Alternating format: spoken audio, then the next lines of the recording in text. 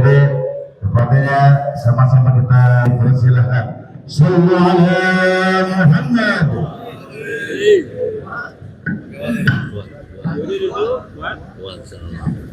Jati itu.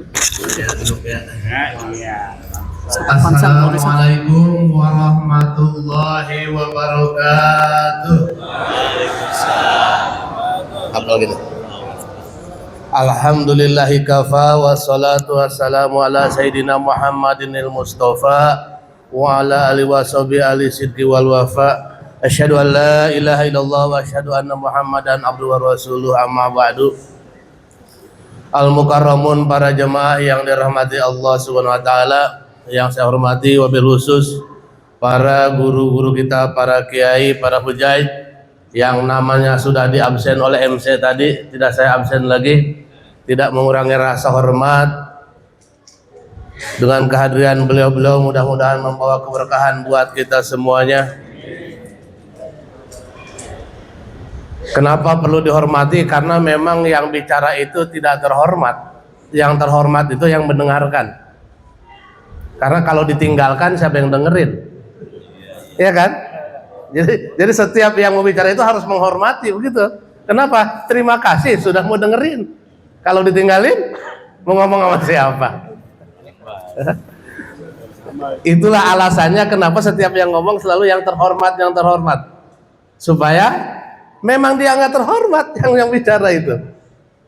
Yang lebih terhormat yang mau mendengarkan. Gitu. Syukur pada Allah Subhanahu wa taala di pagi hari ini kita semuanya bisa bertemu muka berpandang mata atas nikmat iman dan Islam.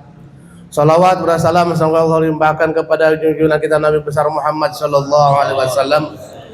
Para jemaah yang dirahmati Allah Subhanahu wa taala, sebagaimana biasa tausiah itu memang wasiat, makanya duduk. Kalau ceramah saya diri, tausiah saya duduk, wasiat. Semua kita pagi hari ini apa yang kita cari dalam hidup? Kebahagiaan. Ya, yang kita hidup, yang cari kita hidup apa? Yang kita cari dalam hidup adalah kebahagiaan. Emang iya? Iya. Ada orang mencari kebahagiaan dengan harta. Cari kebahagiaan dengan harta. Bahagia dia? Mungkin bahagia, tapi banyak juga yang tidak bahagia dengan harta.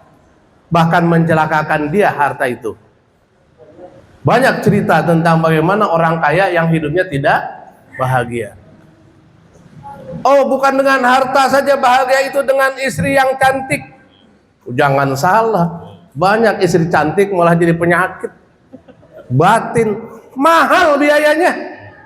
Iya, coba tuh, ayo punya istri muda cantik, berapa tuh biaya molesnya? Hah? Apa dia bahagia? Mungkin ada yang bahagia, tapi banyak juga yang jantungan. Padahal yang dicari bahagia. Harta tidak juga bahagia, walaupun banyak yang bahagia. Istri cantik juga bahagia, walaupun banyak yang kelepek-kelepek. Oh, mungkin jabatan. Enak orang punya jabatan. Lihat gubernur dikawal, lihat presiden.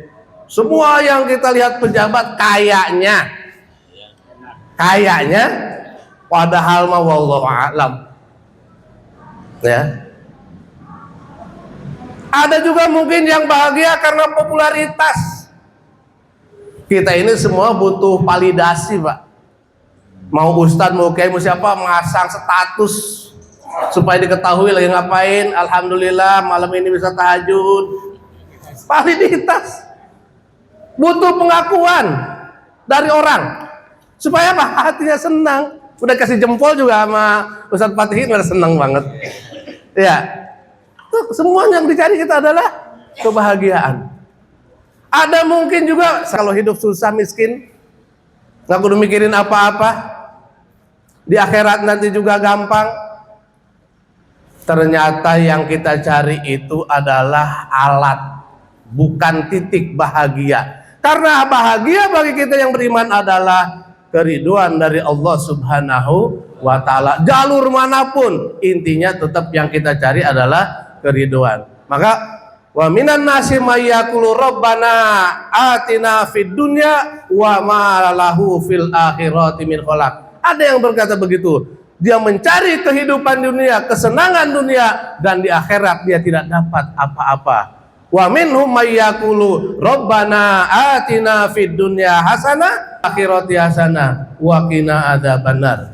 Itu jelas di surat Al-Baqarah ayat 200 dan 201 dijelaskan.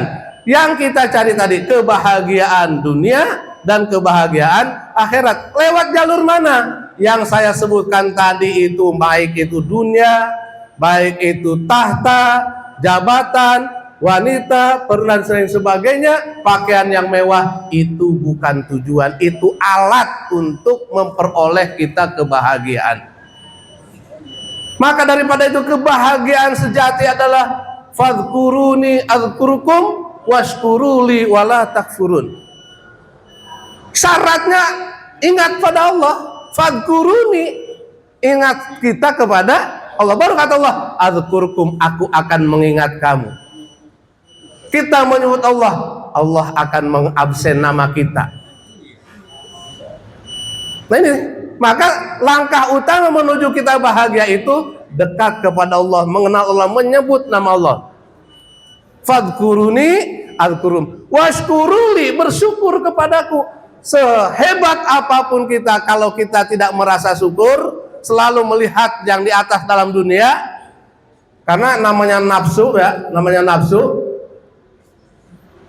Belum punya istri, pengen punya istri cantik, Allah kasih istri cantik, lama-lama bosan pengen dua. Nafsu, ya kan? Dapat dua, bukan makin enak, makin, tapi tetap aja tidak kapok, pengen tiga. Nafsu.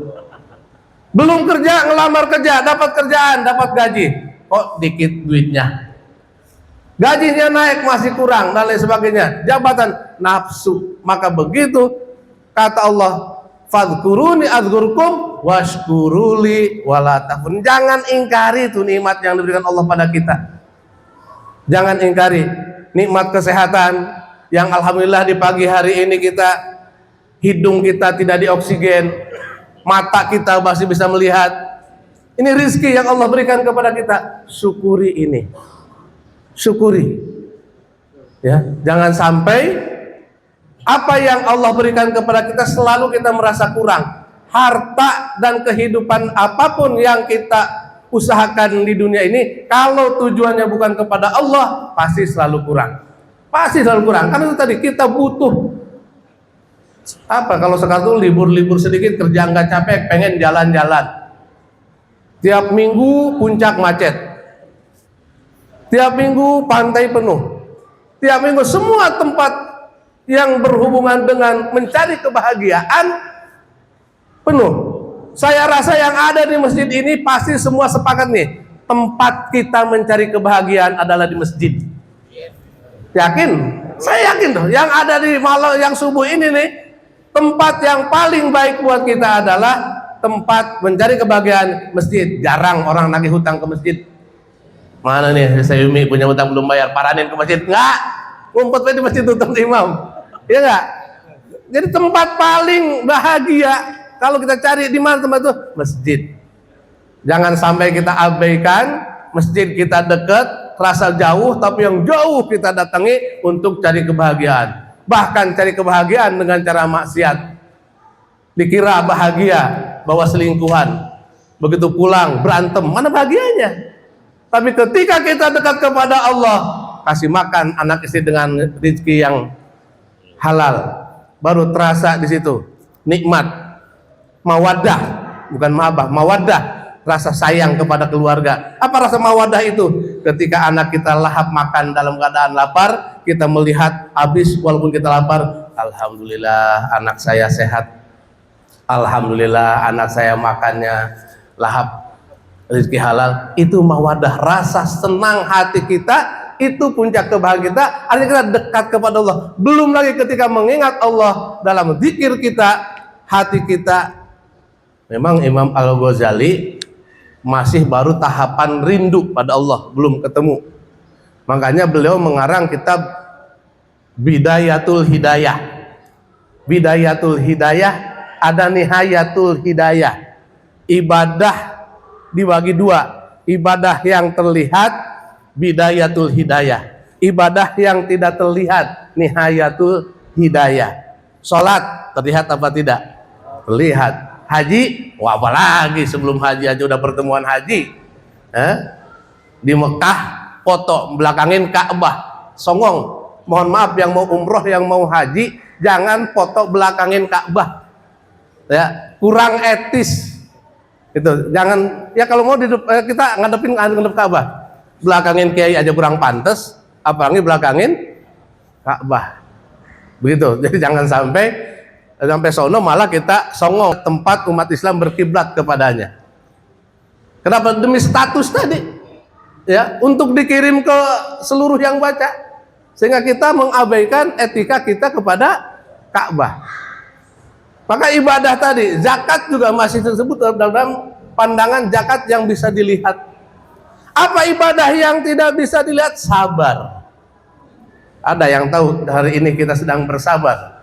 Walaupun sabar itu macam-macam, sabar karena ujian, sabar karena peperangan, sabar karena nungguin.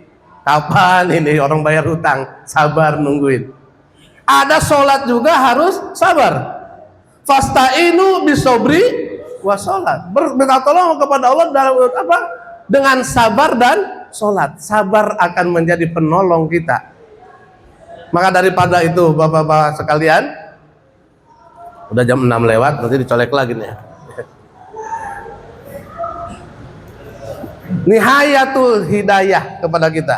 Urusan hati dalam ibadah. Urusan hati. Sholat itu memang berjamaah, orangnya yang berjamaah, tapi bacaannya nafsi-nafsi. Inna sholati, saya juga tadi nggak diganti, usoli aja, bukan usoli. Imam juga usoli tetap. Sejak sholat berarti berjamaah nggak dia? Bacanya nggak berjamaah. Ini wajah tuh bukan inna wajahna. Kalau berjamaah mestinya inna wajahna.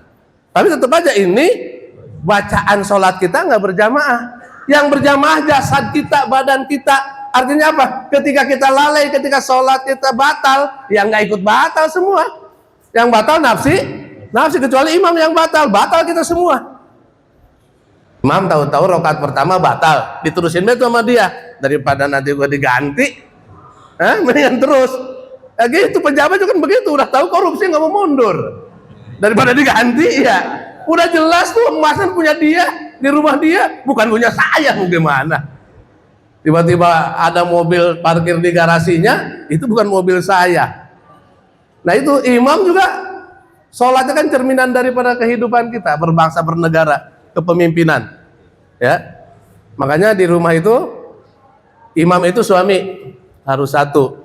Makmum, istri, boleh lebih dari satu. Makmum, banyak boleh. Ya, para jemaah yang dirahmati Allah Subhanahu wa taala, mari sama-sama, mohon maaf Wan Haji Ishak nih, tidak sempat kita bahas tentang Rebo Wakasan ya. Silakan yang yakin Rebo Wakasan, yang enggak. Karena saya tidak mau kena sial, saya yakin aja Rebo Wakasan itu Rebo kebaikan. Ya, walaupun nanti ada ulama mengajarkan kita praktek Rebo Wakasan, tapi untuk sholat sunnahnya itu di Fathul Muin juga dikatakan bid'ah. Itu sholat sunnahnya, tapi bikin air, bikin obat itu nggak apa-apa. Itu bagian daripada mau baca Quran, tapi sholatnya yang saya tahu di Fathul Muin dikatakan bid'ah. Tapi kalau melakukan namanya sholat sunnah, silakan saja. Itu ya. Jangan sampai kita berdebat tentang hal itu. Akan tetapi yang paling penting bagi kita, mudah-mudahan Allah selamatkan kita dari banyak penyakit, baik penyakit yang kelihatan maupun yang penyakit tidak kelihatan. Wallahul muwaffiq wal muthoriq. Wassalamualaikum warahmatullahi wabarakatuh.